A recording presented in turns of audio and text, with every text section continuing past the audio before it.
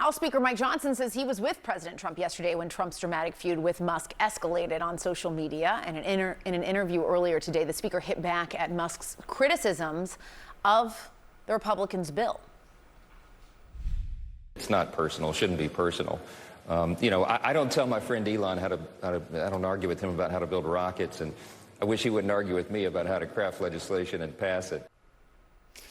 Now, Johnson's comments are notable. He and Republicans have often defended Musk's unprecedented power within the federal government.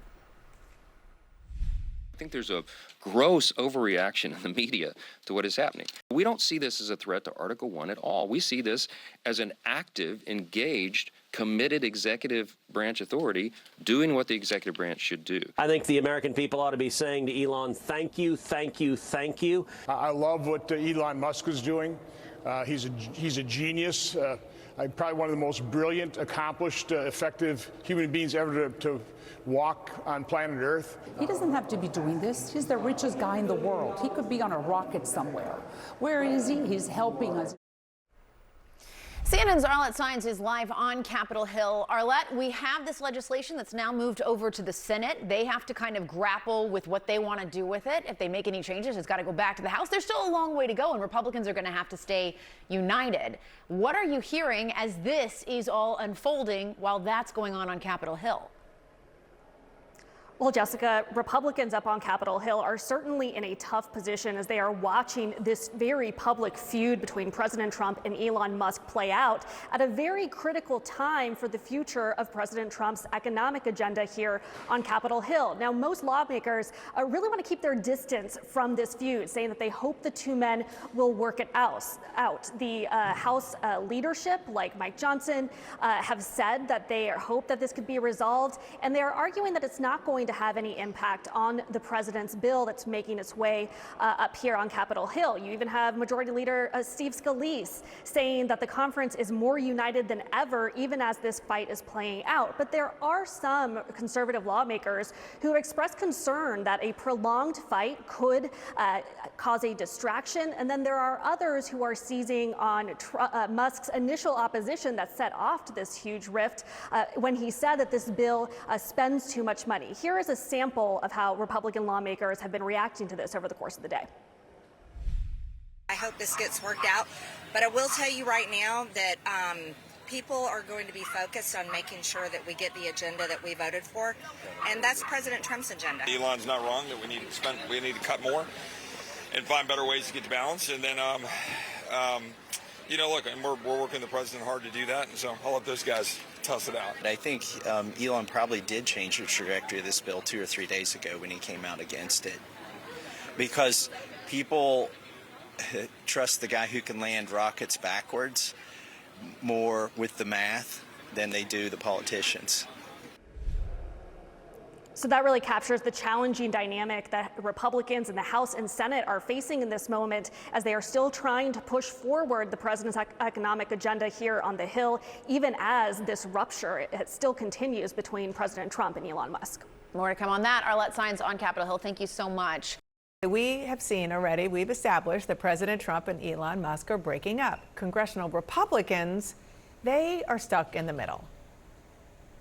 These are two titans. I respect them both. I'm, of course, a huge fan and supporter of President Trump. I was with him in the Oval Office yesterday afternoon when some of this was unfolding, and he was disappointed. I was disappointed. I just hope it resolves quickly. We need to go away for a while, right, and just let everybody just settle down, and temperatures will lower, and it's going to be okay. Two biggest dogs in the pound. They're going to turn on each other eventually. I have a rule. I never get between a dog and a fire hydrant. Okay, I'm definitely going to find him and follow up to see who's the dog and who's the fire hydrant here. But the timing is very tough because it's right in the middle of Republicans fighting over the president's big piece of legislation. It's his whole agenda.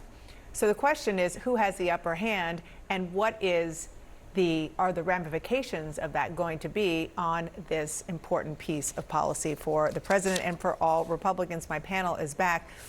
So, Nia, I was talking to a Republican senator this morning who said his take was that if people are forced to choose over personality between Trump and Elon, which at this moment, that's what people feel like they have to do, they're going to go with Trump.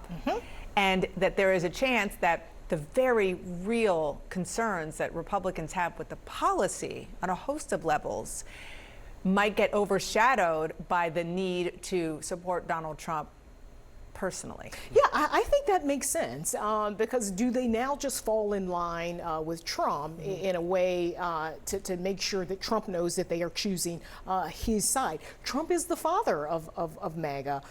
Elon Musk obviously has a foothold. He has this huge platform. He can drive narratives around MAGA and to MAGA. But ultimately, this is Trump's bill. This is Trump's legacy, and the party is likely going to fall in line. I do think Trump is pointing, or Musk is pointing to some problems with the bill, right? That it explodes spending at a time when he was trying to cut spending. It's not really a MAGA bill in the way that Trump has become this patron saint of the working class.